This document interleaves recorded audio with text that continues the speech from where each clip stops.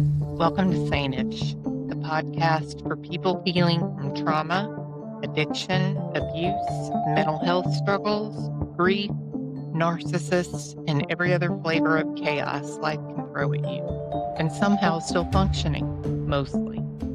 I'm your host, Holley Broughton, survivor, truth teller, boundary setter, and proud member of the Still Healing, Still Hilarious Club. Around here, we don't do shame or embarrassment. We don't do perfection. Just real talk, dark humor, hard truth, and a whole lot of hope. Because sanity is overrated. And healing? That shit is messy. This is Sane-ish. Let's get into it. Disclaimer. On the Sane-ish podcast, we discuss personal stories of alcoholism, addiction, mental health, chronic illness, narcissistic abuse, domestic violence, SA, HT, parental alienation, grief, loss, homelessness, as well as many other forms of adversities in life. Our intention is to be inspirational, educational, identifiable, and resourceful.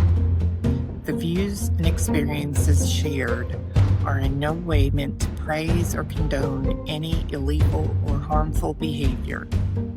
This content is for educational purposes only and not intended as professional advice. If you or someone you know is struggling with any of the above, we strongly suggest seeking help from a qualified professional, support service, or hotline related to your specific issue.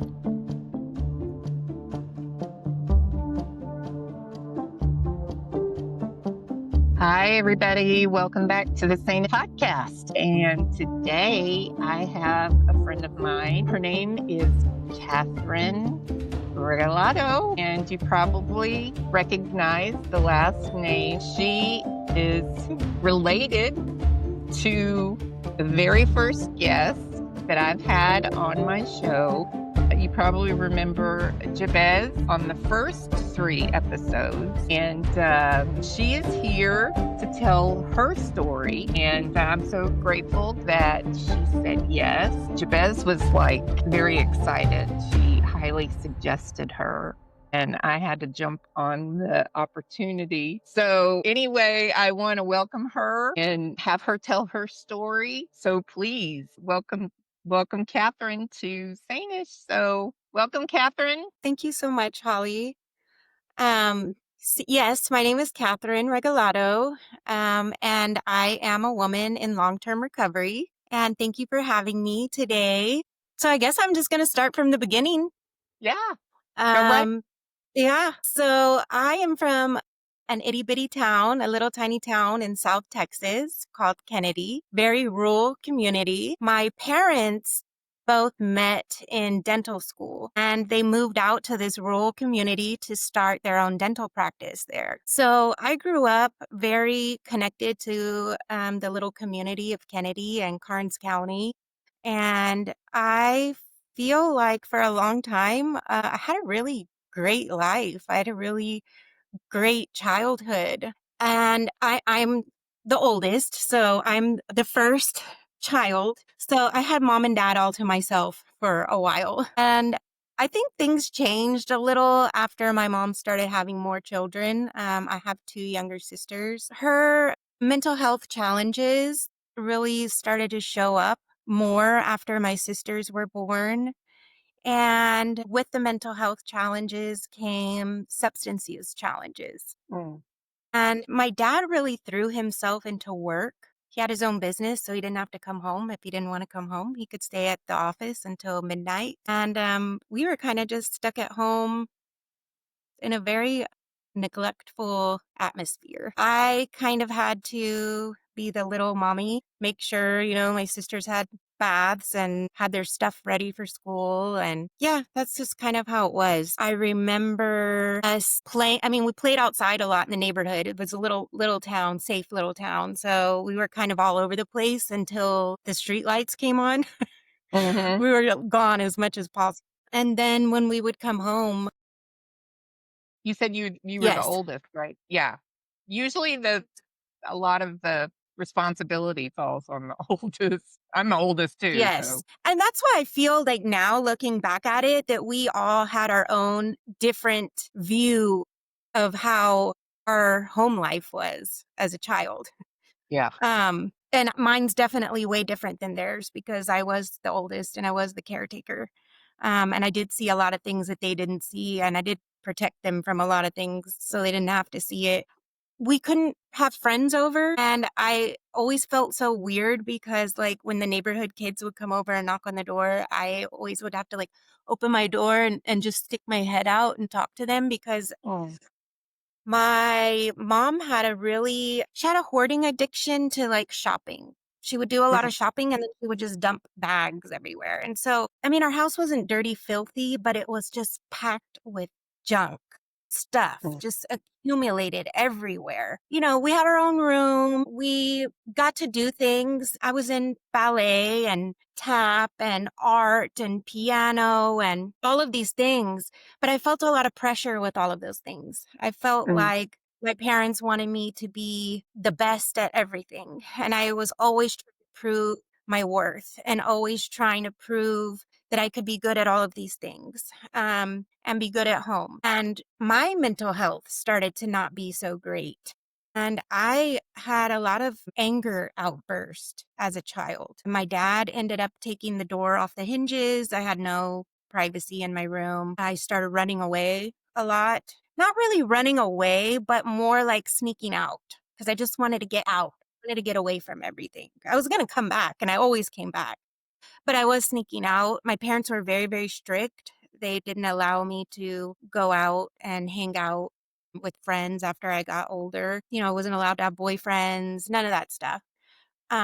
So I would sneak out. And so my dad ended up screwing my window shut. And the older that I got, the more pressure that I started feeling. And the more I started feeling like I don't want to, I don't want to be a mother to my sisters. I don't want to be a mother to my mother.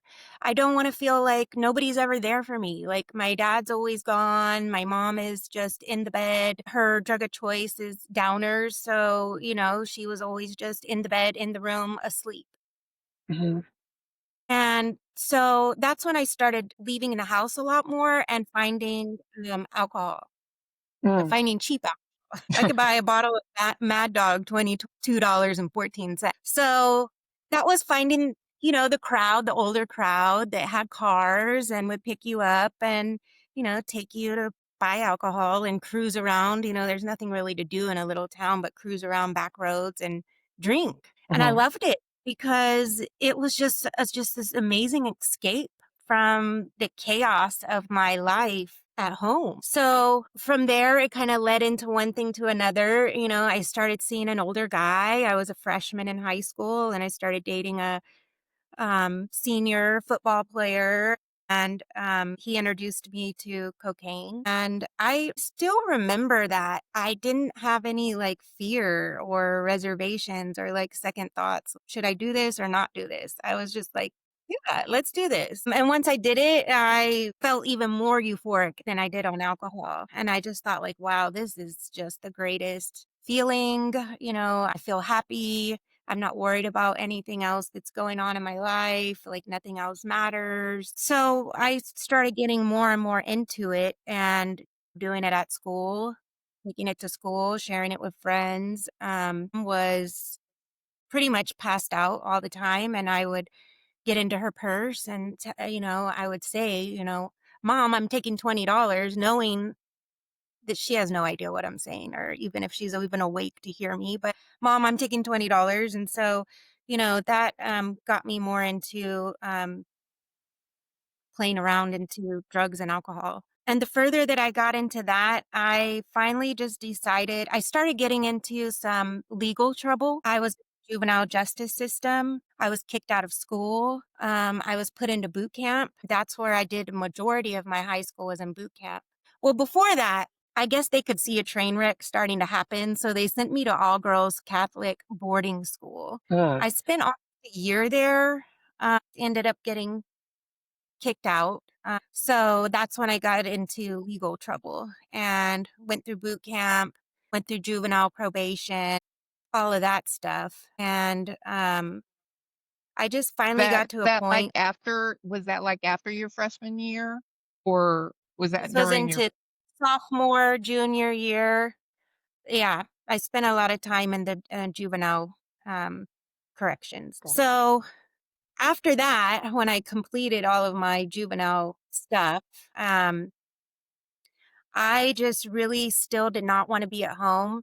And my parents didn't want to be responsible for my legal choices anymore, like not going to school and them having to be held responsible for truancy and running away and those kind of things. So they decided the best thing to do would just be to emancipate me. So by the time I was 15, I was emancipated and I took a big plastic tote box with as much stuff as I could take and I left home. So I really couch surfed for a long time. I stayed with a really good friend of mine and her family for a while, and I was doing pretty good there. But I ended up meeting a guy that I would buy my drugs from, and I just thought he was just the coolest guy, and he was super cute and fun. And it wasn't very long after that that I found out I was pregnant. Mm. So I was 17 at the time, pregnant, ended up moving in with him. And I had my first child at 18. I had just turned 18 and I had my first son. Needless to say, that relationship didn't work out. By then, I'd gotten my first apartment. Got my first apartment, and baby started going with dad for every other weekend visitation. And so I kind of had these weekends of like freedom. I was 18. I hadn't really been a real teenager because I was either in the juvenile justice system or pregnant. So that was my time to like go hang out and party and be free and do stuff. And I ended up hanging out with another guy and I soon was pregnant again. So by the time I was 19, I had two children. This guy I never wanted to be in a relationship with. However, I thought that the best thing to do would to be in a relationship with him for the sake of my children, to have a stable family with two parents. He had a pretty good job. And so he moved me out of my little town with everybody that I knew and moved me to Austin. And Yes. everybody in the neighborhood, it was like an uncle, an auntie, a grandpa, somebody, the whole family lived in the same neighborhood, all next door to each other. Mhm. So I moved out there with my two babies, and it ended up that he was extremely abusive, very, very abusive to where cops came, CPS came. He ended up going to jail. The family always stuck by him and they would kind of like try to tell me how to get through it without having any intervention or for me to just leave. Mm. Fortunately, CPS stepped in. And so my parents actually came to Austin and picked me and my kids up and brought us back home to stay with them. And from there, I was able to get back on my feet. I was able to get an apartment. I was working. I was actually working for my dad at his dental clinic. I was working as a dental assistant. And my oldest son was old enough to go to Head Start. The baby, I had him in daycare. And things were going pretty well until I got served with papers one day that I was being sued for custody of my second son, Mm. for full custody. And at the time, I was really young. I didn't know what was going on. I was living on government assistance. I didn't have a lot of money. I couldn't afford to hire an attorney. I kind of went to my parents for advice. And I will always remember my mom telling me, just sign the papers. He's asking for 50-50 custody and you won't have to pay child support. Just sign the papers. Well, he was asking for 50-50 custody, but for him to be the primary custodial parent and Mhm. me to just be every other weekend parent. And I remember the pressure of my mom telling me to just sign it.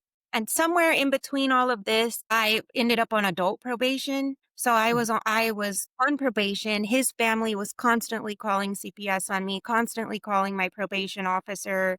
It was just a lot going on. And then the pressure of my mom telling me to just sign it. I trusted her. And, as an adult in my life that had my best interest. And so I ended up signing the paperwork. And when I started going to pick up my son, they wouldn't answer the door. They would hide him from me. Sometimes I could hear him inside or I could see him peeking out the blinds and they just wouldn't open the door for me. And the more that I would go over and get him, the more that they would call the police on me. And so there was a point where I just kind of gave up. Mhm. And I didn't realize at the time, I realize it now, but at the time I didn't realize that I was grieving the loss of my child. Sure. Uh, I went from raising him by myself every single day of his life to never seeing him again. Yep. I understand. And so I didn't realize that I was grieving that loss. And I really turned to substances and alcohol to numb that, to really numb that out. Um, I really got deep into my alcoholism and my cocaine use. And there was some point in time where I just felt so sad for my oldest son, like even being around me like that, the company that I was keeping around him, the lifestyle that I had him in. I know logically uh, I should have just changed, but I couldn't. And I knew I couldn't. So I felt like the only thing that I could do for him in that moment was to let him go live with his dad because he would be in a safe place. He would be with his grandmother. He would have his own room. He would be taken care of. They would never keep him away from me. And so that's what I did. I let him go live with his grandmother and his dad. And that was really hard for me. They never did keep him away from me. They never used him the way the other family used my son, but it still really hurt me to not have my children in my life. And so I kind of spiraled out of control after that for many, many years, spiraled out of control until I wound up pregnant again. And this was like a one time thing, like a super regrettable, like I don't even remember what I did last night, but now I'm pregnant kind of thing. So I was in denial for a long time. I did not want to have another baby. I wanted my baby that I lost. I didn't want another child. I wasn't ready to have another child. I was in no position in my life to have a child. I was so far into my addiction that I had picked up new charges. I was on probation for felony evading arrest in a vehicle. I had lost my housing. Section 8 had pulled my housing. I didn't have a place to live. I was just kind of all over the place. So things were really bad. It was not a good time to be bringing another child into this world. So I stayed in denial for a really long time that I was pregnant. Like, if I don't think about it or I don't call it true, then it's not happening. So I still did drink and I used a little during the pregnancy. I definitely did drink. But I was able to quit long enough to give birth and, not have any positive drug screens. However, at that time, I had told myself the whole time that I was going to give her up for adoption, that I didn't want to keep her. But then after I had her, I was too selfish to give her up for adoption. But I also wasn't ready to have another baby. I brought her home. My parents did not want me living there with them with another child, so they went ahead and got me my own apartment and they paid the rent on it. And instead of me taking advantage of them paying the rent in the right way and getting a job and saving money, I just got deeper into my addiction. I had my own place now to hide and do whatever I wanted to do and have whatever company I wanted to have over. And I had this baby and I was on probation and I kept failing drug test after drug test after drug test. They put me in rehab. I went to treatment and, I faked it till you make it. I aced treatment. But 6 weeks out of treatment, I was right back into doing exactly what I was doing before. Mm. So after all of these positive UAs and uh, I got an MTR. And so they brought me to court to revoke my probation. And they ended up sentencing me to prison time. Mm. So my daughter was 9 months old at the time, and my parents went ahead and took her in. and I went to prison. And when I went to prison, I didn't take it seriously. I just didn't take it seriously. My parents were coming to visit me every weekend. They were bringing my kids to visit me every weekend. I was super spoiled and ungrateful. I didn't think about it at the time. I think about it now. But like they were driving 5 hours to come see me with two little kids, one in a diaper, pulling over on the side of the road to change diapers and feed kids and crying kids. And that's a long trip. And they were Mhm. making that trip every weekend. I was very entitled. That's the kind of attitude that I had. So, needless to say, when I left prison, I had this thought in the back of my mind, I'll be back. And You'll be back to so when I prison? got yeah, I'll be back. I'll be back here. When I got out, I was still on parole. I had to go to a halfway house for 90 days. I had got my probation officer to allow me to move into sober living, and I got accepted into a sober living house. My dad came and paid the deposit for me, and I told sober living that the halfway house was letting me out a certain day, and I told the halfway house if I didn't get out this certain day that sober living wasn't going to hold my bed, to give me one day of freedom. And I messed everything up on that one day of freedom. I went straight to the bar, bought some drugs. And so Sober House didn't let me move in because I tested positive when I got there. Mhm. So I was back to just running around, and I met another guy. And this guy was into methamphetamine, bigger and better things. He was also an IV user, something I said I would never do. And I still said I would never do it. Until one night, I saw him doing it, and I just said, "I wanna try it." And after I tried it, I never went back to anything else. I even, delusionally believed that it cured my alcoholism because I didn't wanna drink anymore after that. Um, yeah, like, that's all I wanted to do. Um, I was like, It's "Yeah, I don't even crazy wanna." how it's crazy how our brain Yeah, works. yeah, I really believed that. Um So I ran around with this guy and ran around with him, and I was not doing what I was supposed to be doing for parole. I was not checking in. I was not taking my drug test. I was not going to my groups and classes and all of that stuff. So they MTR'd me again. I knew they were looking for me with a warrant. So I was getting ready to book it out of town, and somebody had come by the house I was staying at the time, and I don't know why, but we traded some Coke for some ice, and I didn't care about the Coke because I wanted ice, and I put the Coke on, dresser, Mhm. and I forgot it there. I don't know, I must have been really high, but I forgot it there when I left on the run out of town.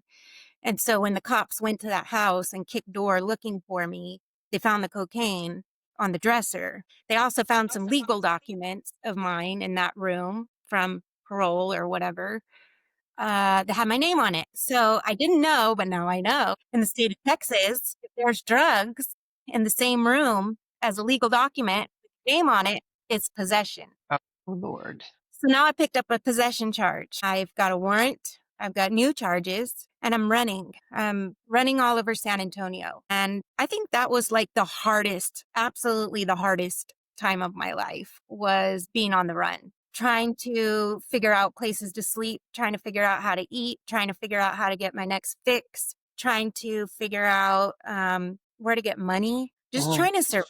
So about 5 months in, I ended up getting caught by the police. And at that time, I was really just like, take me. I'm tired. I'm so tired. Just take me. Yeah. So they took me in. I went to court and I just signed the first offer that they gave me. I was just ready to go and get it over with. They told me if I signed for X amount of time, they would drop the possession charge. So I signed, um, and I went back to prison. So I went back to prison for almost. Did you ever have any, like, moments of clarity, like, at any time? Did you, like, ever think, "Maybe I shouldn't I wish I could stop," or were there any Not at moments? that time. I honestly didn't, not at that time. My brain was so messed up, I would think, well, Yeah. I only drink when I do Coke, and I only do Coke when I drink, except I was drinking and doing Coke every day. Yeah. I could stop if I wanted to, I just don't want to. That was Yeah. my attitude. Yeah. I didn't really I know it sounds crazy, but I just could not see the destruction that the substances were doing to my life. I Yeah. felt like if I didn't have bad luck, I wouldn't have any luck at all. I went on all these stupid mantras that I had made Yeah. in my head. Yeah. Sure. They're just focusing on me. They want to prove to this small town that it doesn't matter what family you come from, we're going to stick it to you. And I had all this delusional stuff in my mind. So, no, at that point in my life, I really hadn't had any moments of clarity, to be honest with you. Not until I got back to prison. And I Mm, was angry when I got to prison because she wasn't going to let me out on parole again. She didn't give me any of my back time from the previous incarceration, which I was incarcerated for a year. mhm, I thought when I signed for this time, okay, I'm going to sign for 18 months. I got a year on me. I'm just going to, basically go get a number, turn around and come out. It's not what happened. I ended up the full 18 months, day per day. So I was angry, but I also had some moments of clarity in there. And I said, you know what? I was in such a horrible place in my life that I absolutely knew that I was this close to death. I mm, don't know how, but I was going to die. I was going to die to the streets. I was going to die to the drugs. Somehow, some way, I was this close. And I felt like God was saying, I've given you plenty of chances to sit down and chill out, and you're not doing it. So I need to pluck you up and sit you down and put you in timeout and chill out. mhm, That's like my moment of clarity. Like I need to be here. So with that being said, I also told my parents I didn't want them to come visit me. Don't bring my kids here. Do not drive here to visit me. I do not have a visitation list. If you drive all the way over here, you won't be able to see me. So please don't visit me. Like, if you want to put money on the phone, that's okay. I'll call you, but I don't deserve visits. I don't want visits. So those kind of clarities started coming, mhm. um, a little bit over time. So when I got out, I had all the best intentions to be a productive member of society, to not use again. However, I didn't have any recovery in me. Yeah. You didn't take advantage of I any did a few, class? like, anger management groups and whatnot because I wanted to get out of the dorm and stuff like that. I did attend church, and I really enjoyed church, but I didn't have anything to do with any recovery groups. Had been to treatment before, but Mhm, still, I was from a very rural community. Back then, nobody talked about recovery. I mhm, didn't really know what recovery was until I went to treatment. And mhm. even when I went to treatment and I looked at all these people with their fancy lives and stuff, I would just think like, I could never. Like, this is not for me. This may be for them or it works for them, but this could never work for me. And that's Yeah. basically why I did the fake it to make it. I just need to satisfy probation and get out of here. Yeah. Um, I was in this like box. I couldn't see anything outside of this box. So I had gotten out of prison and I decided I was going to try this time, the first time that I was ever really going to try. So I got a job cleaning rooms at a hotel, which is very laborious work. And I remember when I got my first paycheck, I was just like, is this a joke? Like, I could make this in one night. Yeah, it really took me back and it really got my brain like going like, dang, like, I mean, I know I can make this in one night. I can make more than this in one night. Why am I over here sweating my ass off and doing all this? Like, I don't think this is for me. Yeah. So I remember a friend of mine asking me if I wanted to come over and have a beer. And I had every intention in my mind that, yeah, I'm just going to have a one beer and hang out with my friend. No kind of drugs, no kind of none of that stuff. So for me, I couldn't. And I learned that really quickly. That one beer took me into other beers, took me into looking for drugs. And I always say that my alcohol knows my drug dealer's phone number. Mhm, Have a sip of alcohol, I will be looking for drugs, period. And I know that now. I didn't mhm. know that then. So it kind of fell off the rails again.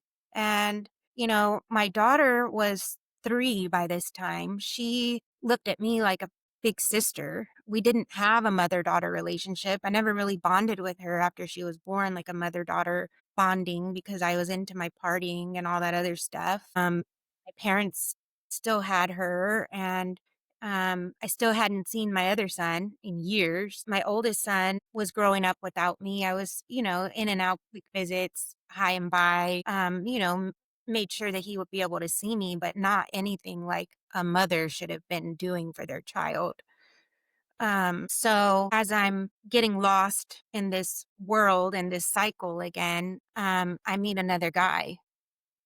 And let me just mention, throughout this whole time of meeting guys, meeting these drug dealers, I have had secret relationships with women my whole life. And I loved women. I preferred to be with women, but I'm from this little conservative town. I'm 41. I mean, this was back then. It was Mhm. not the way things are now. I was a mother. So, um, I could not come out with that. I would rather be known as a drug addict than be known as a lesbian. Mhm. I just couldn't. That was deep, deep secret for me. I was Do you actually in a relationship. do you think that was also a part of your using? Do you think that I do. also okay, I do. And okay. I was in a relationship off and on with a woman that I met in treatment, and she stayed sober and I didn't, and then I got sober and she wasn't. And it was just, a very trauma bond, toxic relationship that lasted for many, many years off and on. I was in prison and then she was in prison, and, it was a lot. But I had always longed for that kind of a relationship. Like I wanted to be with a woman, but I couldn't come out with that. My family knew, my sisters knew, my parents knew, my very, very close friends knew, but nobody else knew. Yeah. So I ended up meeting this guy, another drug dealer from another really tiny town about 45 miles away from Kennedy. And didn't take long for me to move in with him because why not? He had all the drugs and I had a place to lay my head and do drugs all day and night. Mhm. um, and not have anybody pay attention to me. I'm 45 miles out of Kennedy. Nobody knows what I'm doing. I can hide over here and do whatever I want. However, that relationship turned extremely abusive really fast. Mentally, emotionally, actually, physically, all of it. Extremely abusive. I ended up staying in that relationship for 5 years. I can't believe that I'm still alive today. I shouldn't be alive today. Had a lot of horrific things happen to me, and I didn't realize at the time that, like, I was being secluded from my family.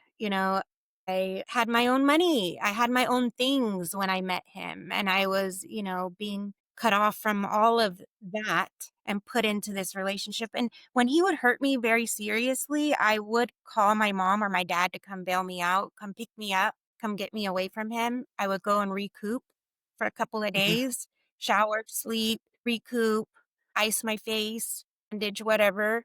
And my addiction would start talking to me. Like I needed a fix. I needed something. And he would always call with this apology, and I just got a new batch of that good shit. Mhm. And come pick me up. Back and forth, back and forth. That happened for a long time. He would pull me Yep. back in.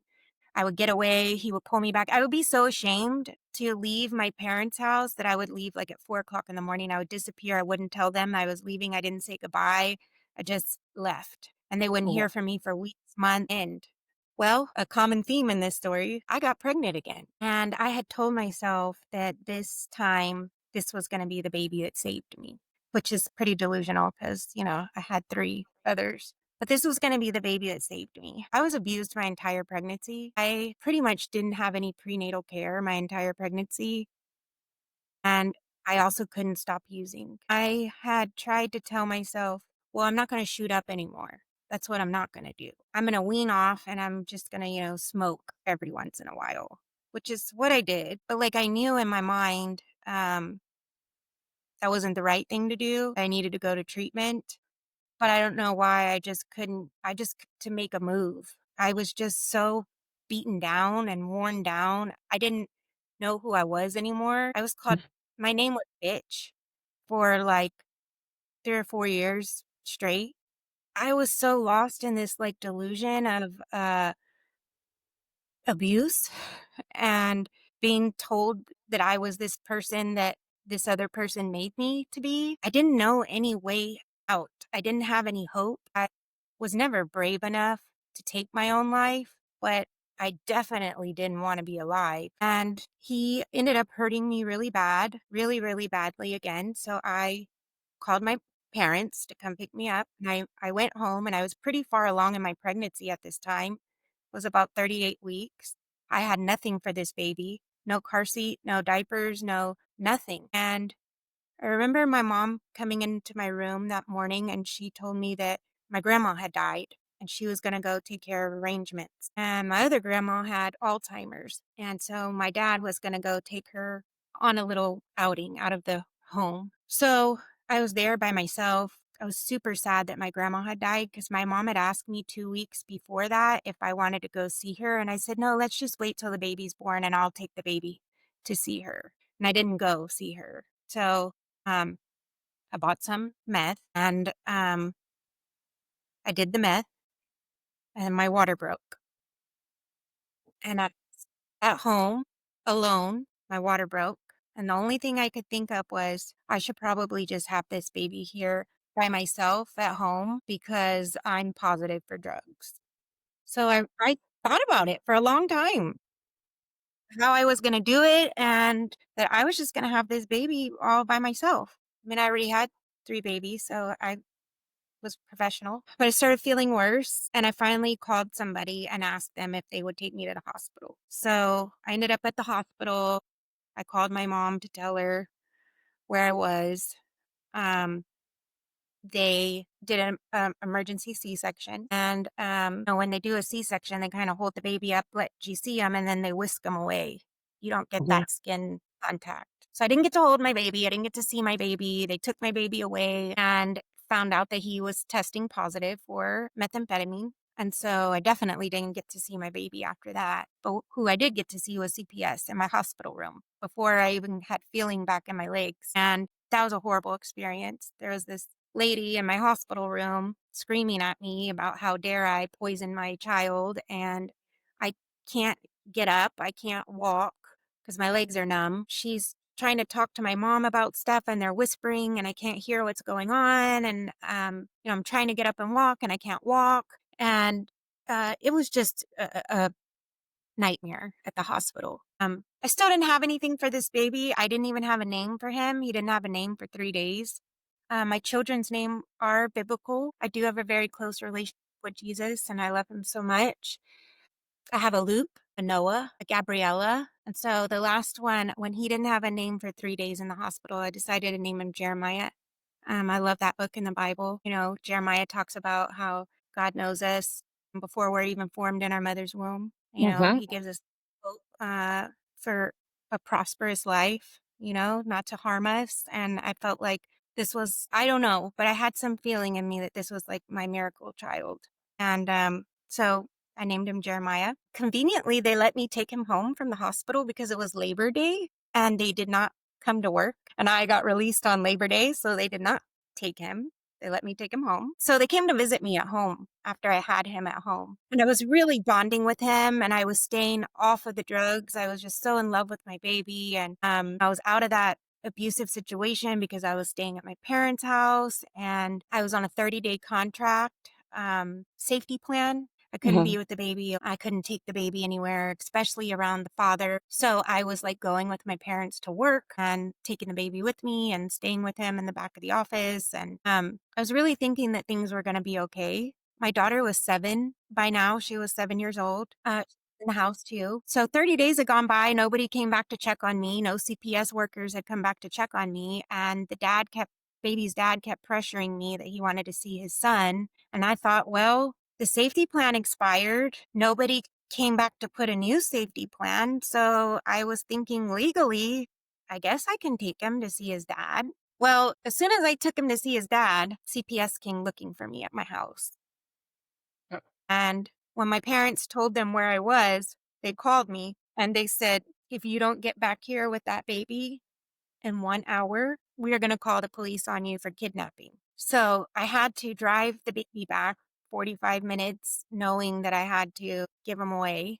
And they already had my daughter. And when I got there, they said, these are not your children anymore.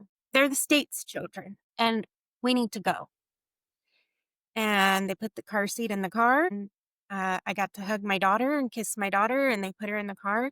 And she said, don't worry, Mom, I'll take care of him. And I just laid in the street after the car drove off and just cried. I couldn't even pick myself up out of the street. Like, every bad thing that had happened to me in my life had not been as bad as that.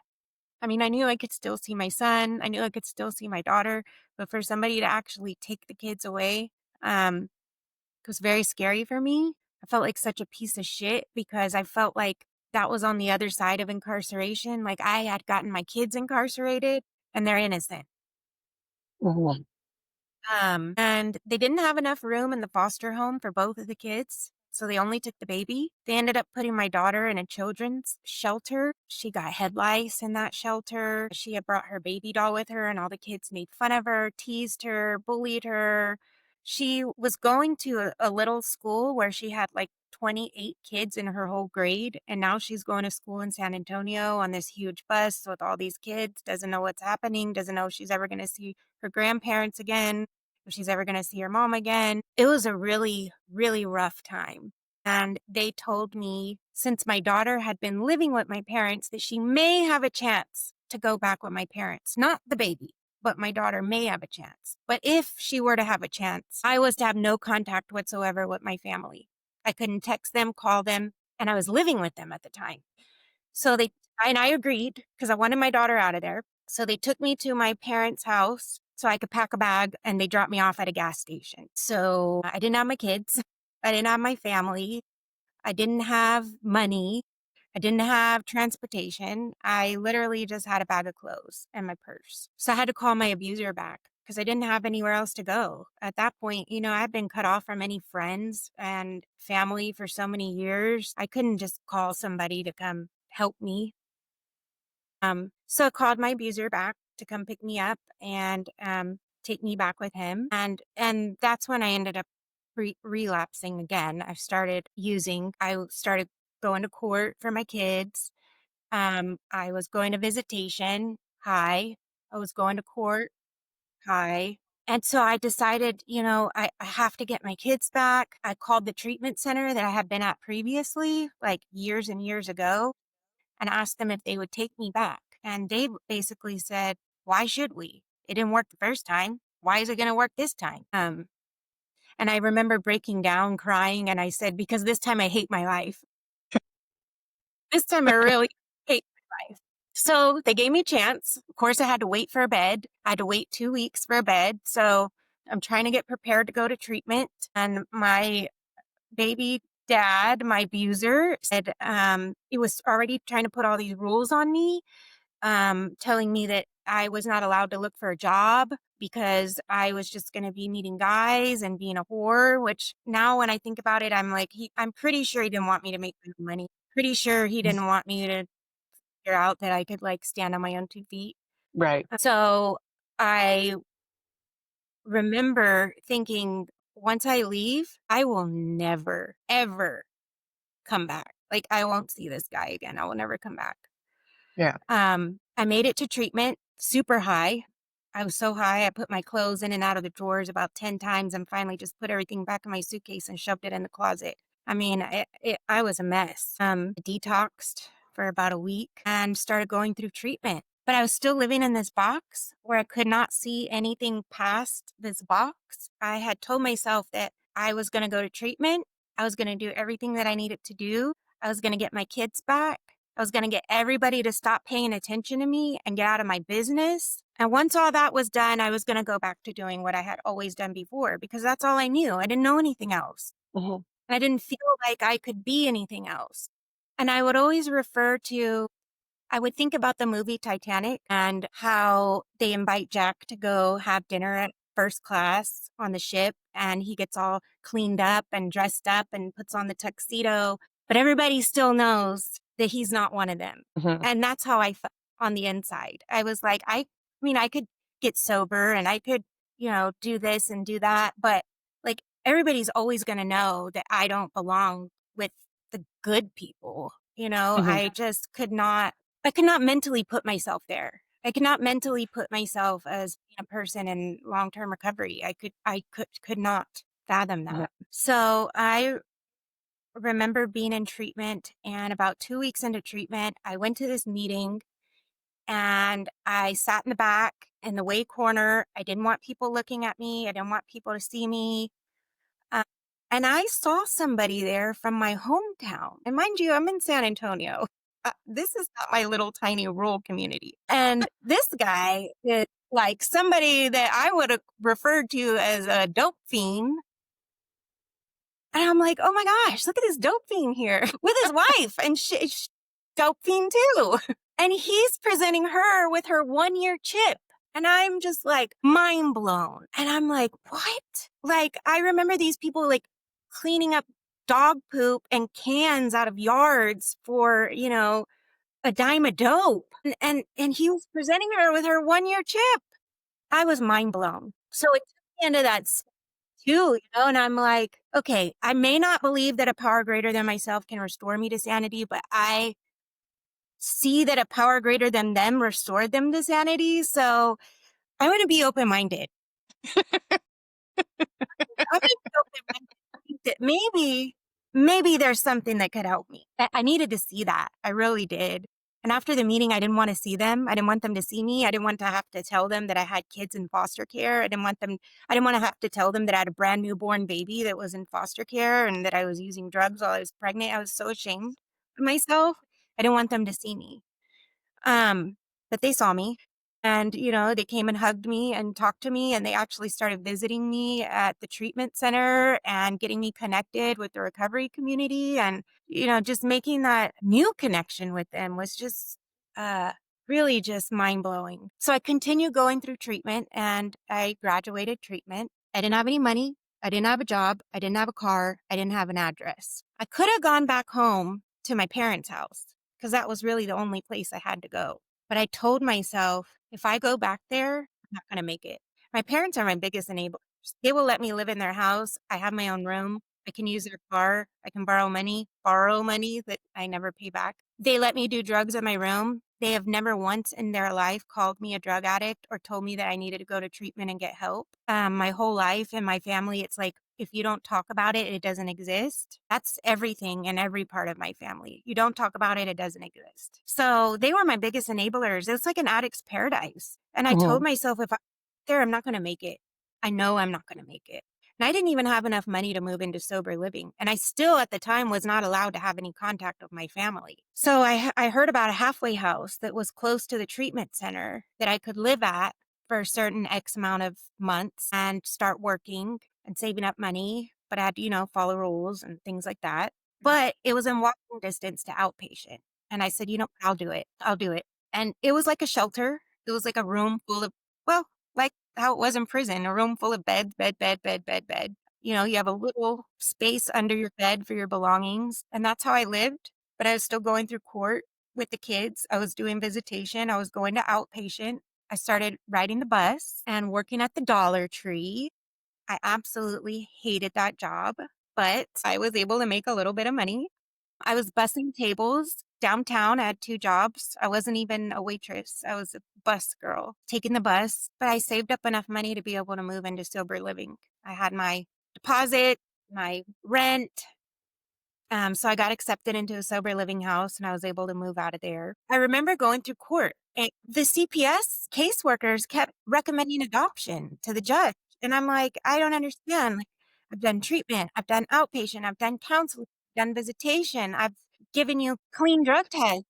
I've done everything that you want me to do, and y'all are still trying to ask for adoption. Like, it just wasn't making sense to me. I remember coming home and getting on my knees and just crying out to God. And I just said, I've turned over my living situation. I've turned over my financial situation. I've turned over my addiction. I've turned over all of this stuff, but I haven't turned over my kids. I'm still trying to control that part of my life. And, if it's your will for me not to be the mother of my children, then that's your will. I don't like it, but I want to do your will. And I also want to be clean when they come looking for me one day.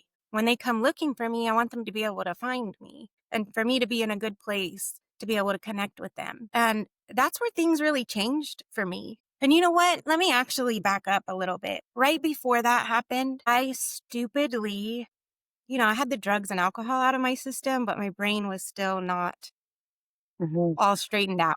I still didn't make great decisions. I still ran on self-will. And my baby daddy had tried to come weaseling his way back into my life.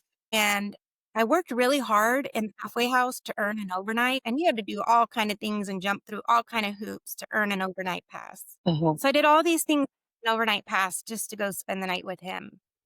And that night, he almost ended up killing me. And I still sit here to this day and can't believe that I'm still alive. He was strangling me, and I remember him strangling me so hard that my toes were scraping the floor because he was picking me up off of the floor. And I remember thinking, I had this like epiphany of me laying in a casket and all of my children's little faces standing around the casket looking in at me. And I just thought, how dare you?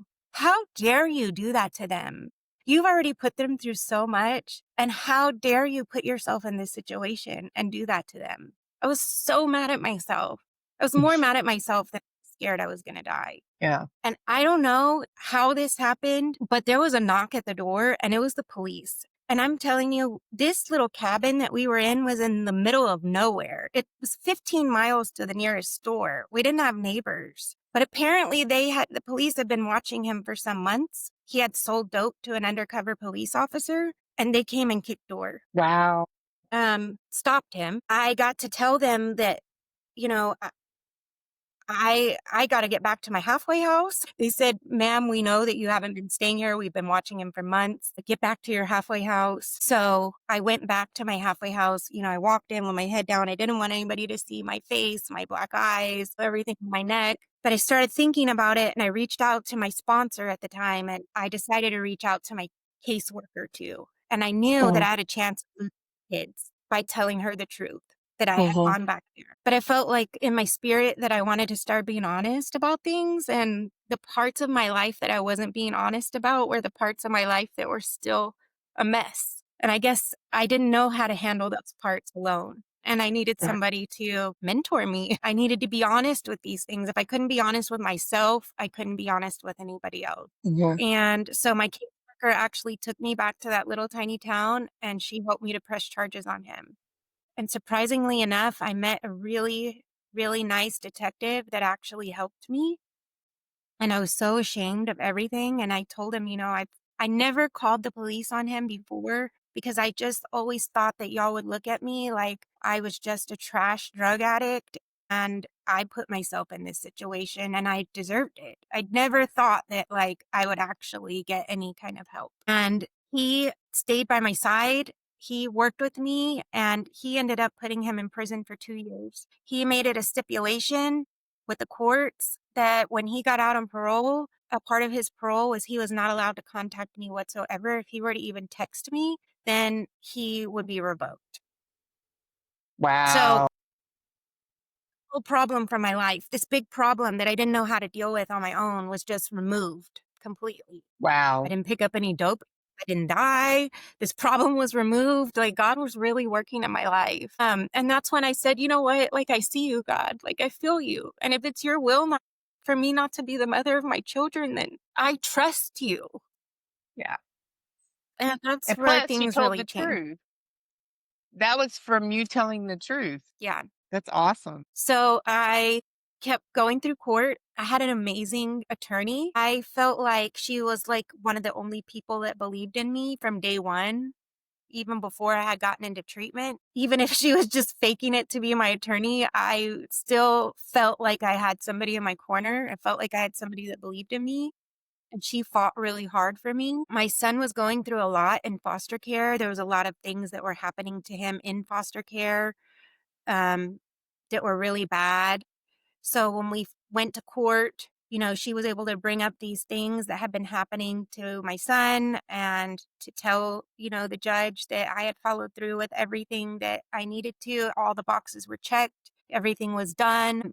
And the judge said that baby should have been home yesterday. Those people are to never foster another child again. And so I got custody of my kids back that day. However, I did have to file for joint custody with my parents because I was living in sober living and I didn't have a house of my own to bring them to. But that Mm, was okay with me. It was right, totally okay with me. They were out right. of as I was living in sober living and going through court, I had this school keep calling me. They were like, I felt like they were like a bill collector. Somebody had gave them my number and they kept calling me and wanted me to go to their school. And I kept telling them, like, you don't want me at your school. I have kids in foster care. Like, I'm a recovering drug addict. Like, I have no money. I am not a good fit for your school. Like, leave me alone. They're like, no, come take a tour. We have grants for single mothers. Just come check it out. Well, turns out it was in walking distance to my sober house. And across the street from it was the 12-step clubhouse. It had meetings all day, 7 days a week. And I did qualify for the grant. So I started going to school. I never thought I would go back to school. I had completed school in an academy school because I was pregnant. It was self-paced.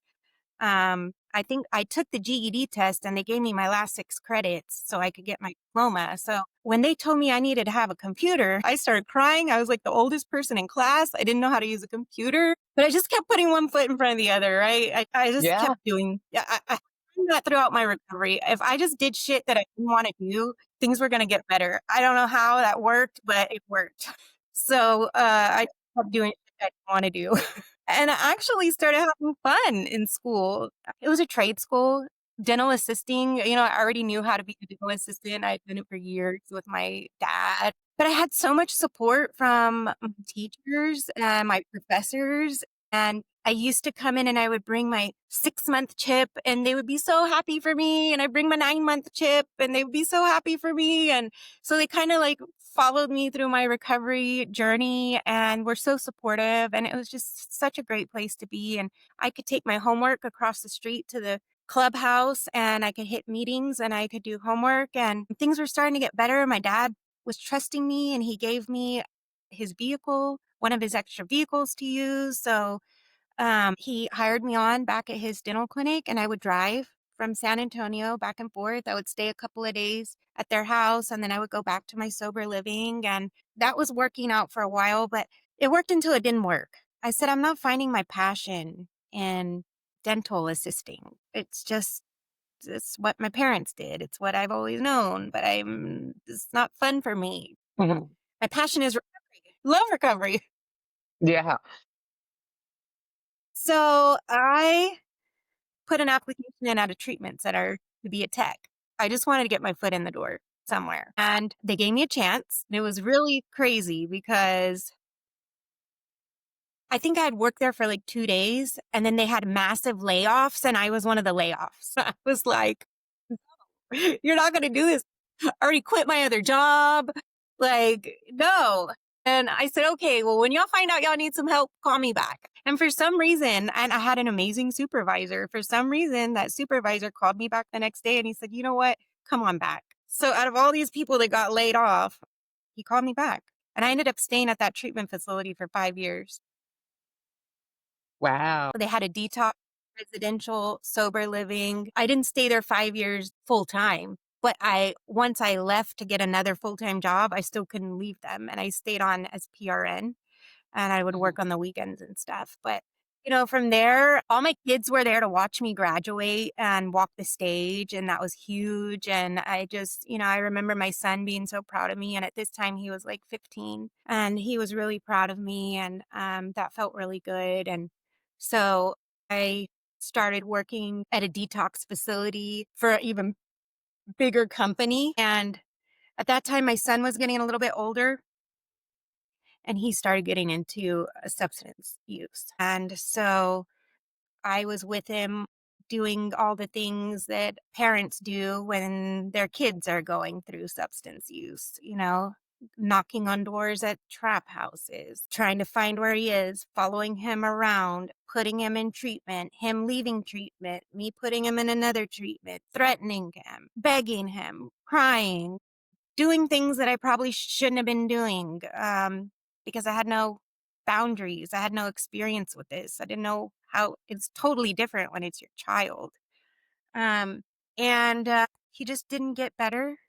And he ended up in in prison. He ended up incarcerated um, from age 18 to 22. And so that was another grieving process for me. I grieved the loss of him. I mean, I was going to visit him, but I couldn't touch him. I couldn't hug him. Um, it was a very strange and uncomfortable place to be. And so all these like things started coming into my mind about, oh, this is, what my parents went through.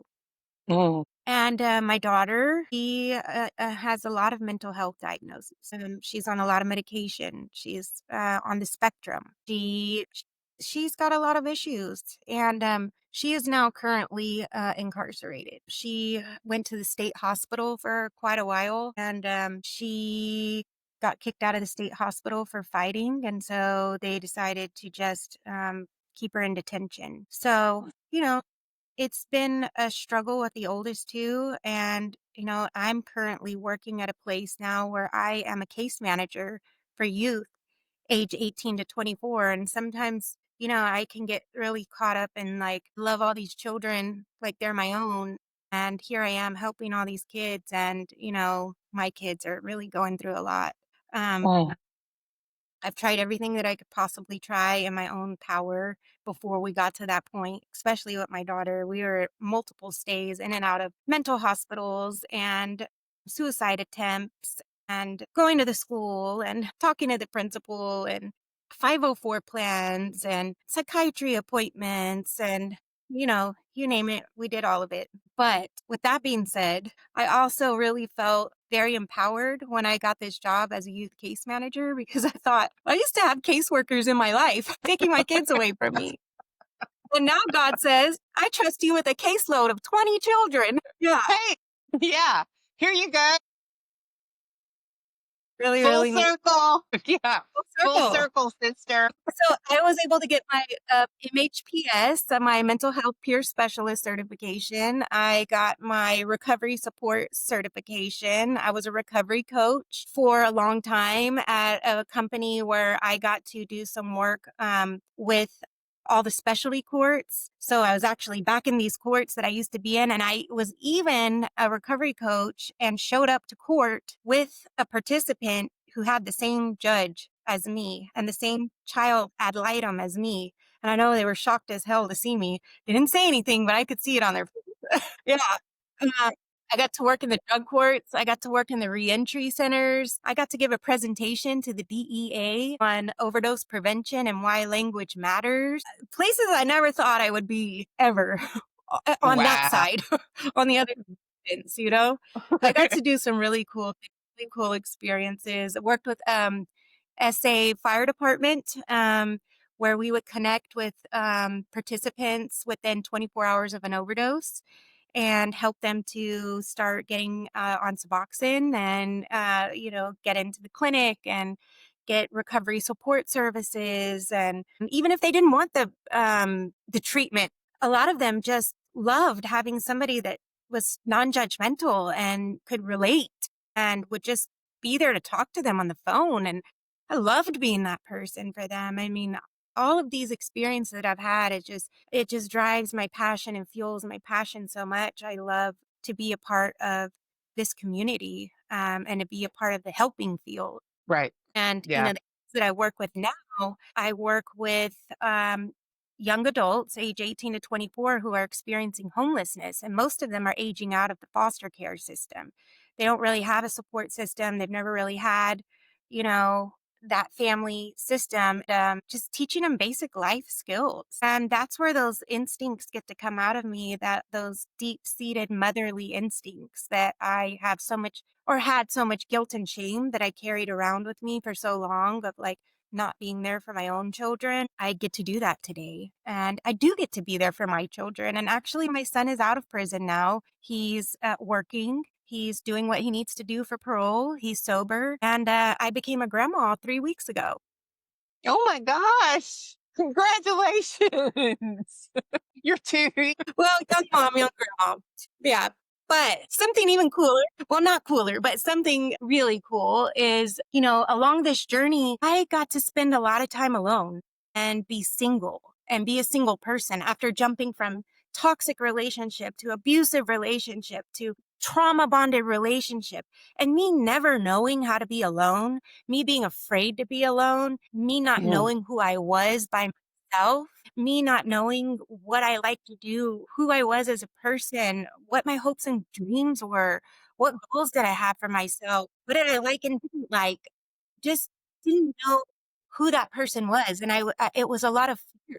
I was afraid to be me. I was afraid to be alone. And, I moved out of sober living and I got into my own apartment. It was a 2-bedroom apartment. So my kids did start coming to stay with me and they had their own room. But for the majority of the time, I was alone. I really got into therapy and I got into a lot of holistic recovery, sound bath and breath work and a lot of holistic things. I kind of was just trying everything and doing everything and connecting with community. But then I would go home and I would be and at first, it was very uncomfortable. It was very lonely. Then it got to be so enjoyable that I couldn't think about having anybody else in my space. Like, I love this. I love being alone. I love not having to answer to anybody. I love getting to do whatever I want to do whenever I want to do it.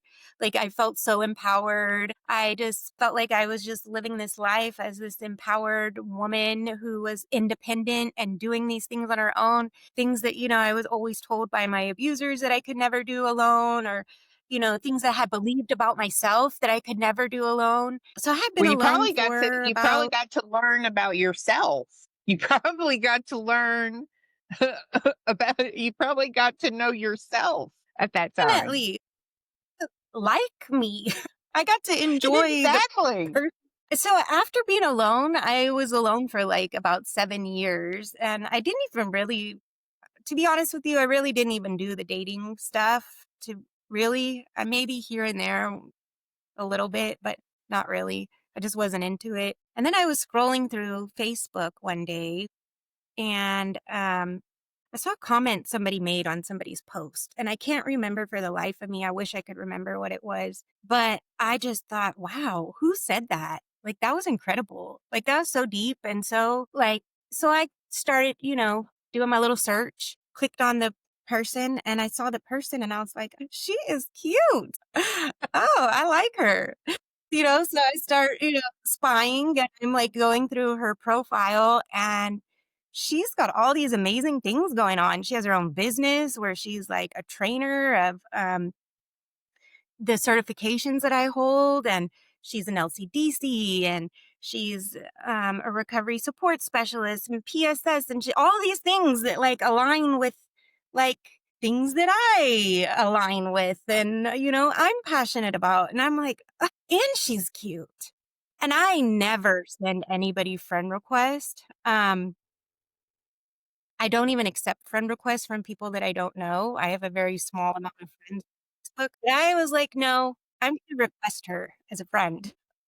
And I did. I requested her as a friend. And come to find out, she had apparently already requested me some time back. And I guess I had ignored it because I was like, I don't know that person. So we became friends. And then not too long after that, she started commenting on my stuff. And long story short, we ended up going on a date. And that date went amazing. And about 2.5 months later, we were married. And so, yeah, now I'm married to this incredible woman.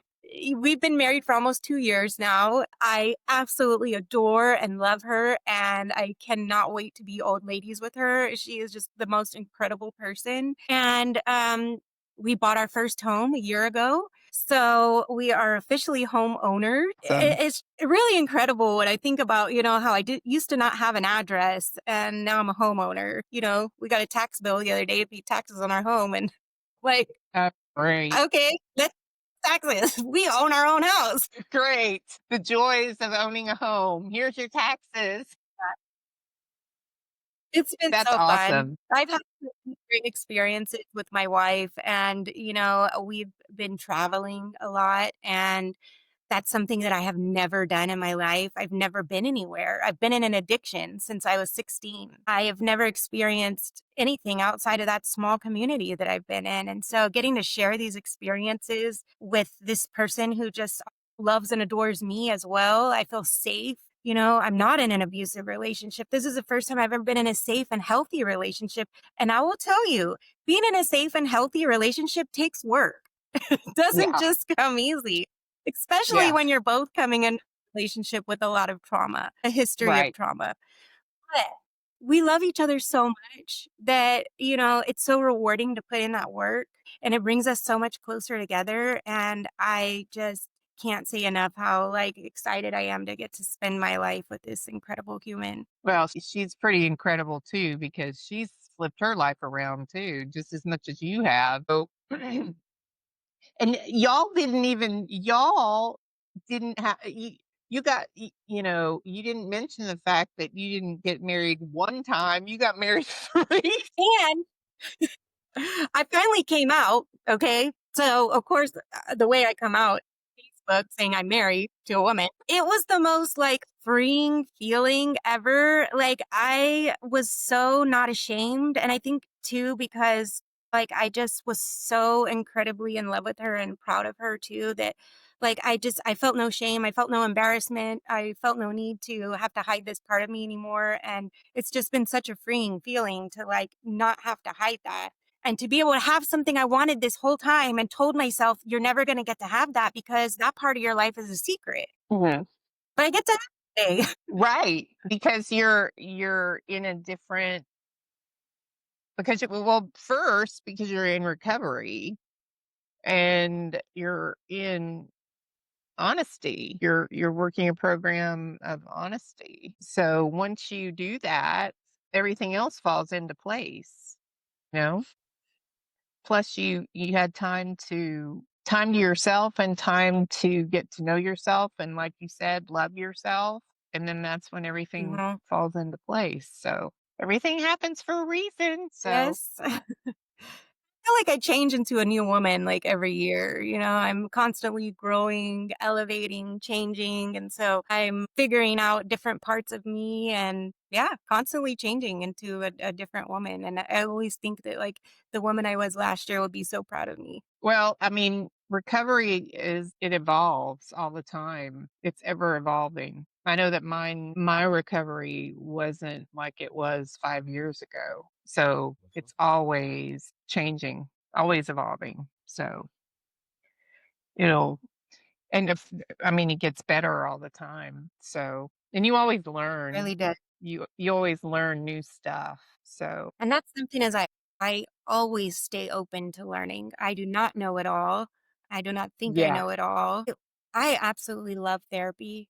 I thrive off of really good therapy because that helps me to dig out certain things, especially when my therapist is asking me certain questions. And I'm like, that is a great question. I have never thought about that. Yeah. It gives me that opportunity to start thinking about those things. Yeah. Me too. And I like And I never working on think my therapy is because on yourself, right? I yeah. never think therapy is because you need it because something's wrong with you. It's just Yeah. to elevate you. Yeah. And I like working on my trauma stuff because I like trying to find out what triggers that kind of stuff, like, so I can work on it. So, Definitely. well, okay. So, Catherine, we usually end the podcast with 10 questions that I ask all of Okay. my guests. So, are you ready? Yes. Okay. All right. So here's the first question. What skill would you like to ultimately master and why? Cooking. You can't cook? I cook. I do Okay. cook. but I would love to be able to cook better than I do. Or I like to be more than basic, I guess. We'll put Okay. it like that. My So wife you loves just my like, cooking. And so I wish that I knew how to make more things, better things, different things that she would enjoy because I love cooking okay. for her. You just want to master cooking. Yes. Okay. Okay. What has been the highlight of your life thus far and why? I would say my relationship with Jesus and also the relationship that I have with my family and my children and my wife. Definitely my Good highlight of answer. my life. Okay. Good answer. All right. What risk have you not taken that you would still like to take, and why haven't you? So, a risk that I've not taken is going back to school for formal education. I mean, I have gotten plenty of certifications. I'm certified in a lot of things. But I had always told myself that I wasn't going to, like, go for associates or bachelors or anything like that. No licenses, just school wasn't for me. I do have a learning disability, and so it makes things a lot harder for me. However, so that was a risk. I didn't wanna do it. It was gonna be too hard. It was gonna be too much. It was gonna be too overwhelming. But I am starting school very, very soon. I have already started with all the financial and paperwork and all of that stuff, and so, I will be going to school to get my LCDC. So yeah, that will be happening. Yay! Good for you. All right. And okay, do you have any nicknames or pet names? Um, a name that my parents have always called me since they brought me home from the hospital is Katie. I've always Okay. been Katie. Even in the beginning of my recovery, I was Katie. But once I started changing into this new woman and I started becoming more professional, I started using my government name, Catherine, and I don't go by anything else. I mean, my older friends will still refer to me as Katie, but my wife does not call me that. I introduce myself as Catherine. Everybody knows me as Catherine now. And I just feel like that's my grown, evolved self. And my wife calls me baby doll, and I love it. Baby doll. Okay, baby doll. All right. What person, living, dead, or a character, do you most relate to and why? Ooh, that's a hard one. That's a hard one. Okay. Who do you admire and why? I definitely admire my wife, would admire her even if she wasn't my wife. She has come from tremendous hardship and trauma, and she has just made this incredible life all by herself. She's done it alone, blood, sweat, and tears. And she continues to just put one foot in front of herself and do hard, hard things. She does things even without knowing how to do things. She does 10 things at one time, and I can barely keep up with everything that she's doing. And she's just such an incredible person. She's so compassionate and she loves so much and she loves her family. I admire everything about her. Yeah, she does. I'm amazed at the stuff that she's done. I'm trying to make my own business, and I like see her and I'm like, how how did you do anyway, she amazes me too. What has been your Okay, so this is a trick question. What has been your Okay. biggest mistake or regret and why? And I say it's a trick question because usually we learn from our mistakes. So our mistakes are usually learning lessons. So, I think that my biggest mistake will always be not being the mother to my children that they needed. well, Definitely. you're kind of making up for it now. Yeah, but I know there's always that but. Yeah, they deserve so much better.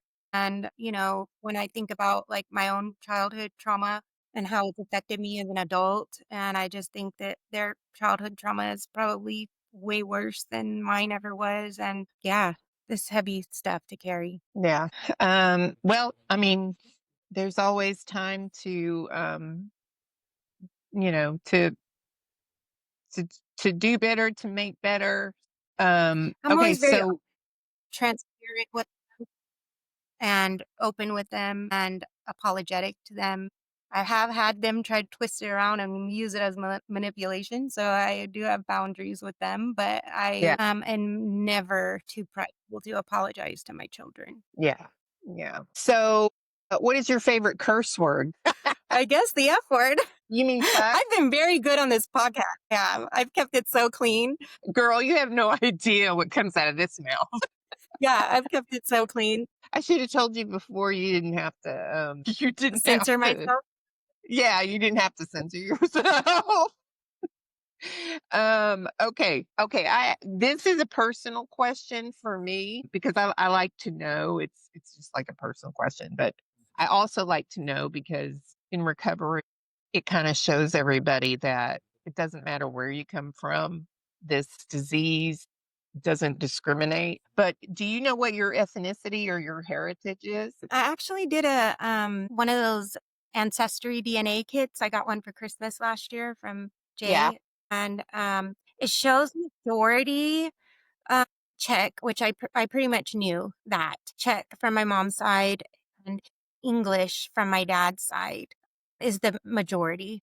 But there's some Scottish and some other in there, but mainly Czech and English. Okay.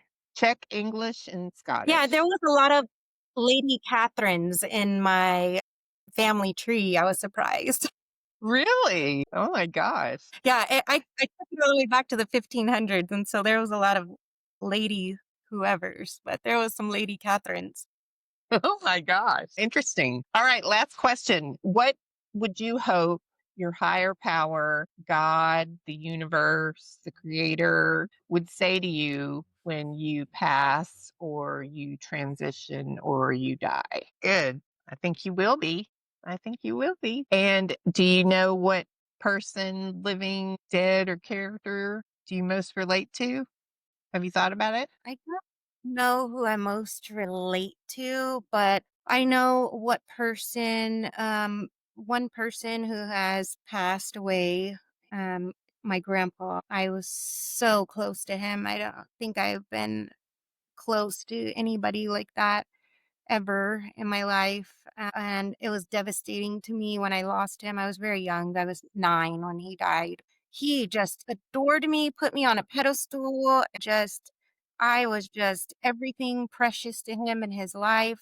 And I just ate that up. And I loved and adored him so much. I still talk to him all the time. And it's been years and years. Yeah. But yeah, I love and miss him so much. Well, thank you, Catherine. I really appreciate you taking the time to share your story. I mean, it's an incredible story, and I certainly know what it's like to be separated from your children. And it's not whether it's under your circumstances or I've been alienated from my daughter for the past 5 years for no reason. So I do know it's not fun, regardless of the circumstances. So it's very painful. So, but I do appreciate your taking the time and sharing your story. It's amazing how you've been able to turn everything around and, and now help others. And I know that your story is going to help a lot of people. So thank you for taking the time Thank you for and share having it with me. us. Yeah. Well, thank you. And for those of you watching, stay tuned for the next episode and thank you for staying with us. So we will see you later. Take care.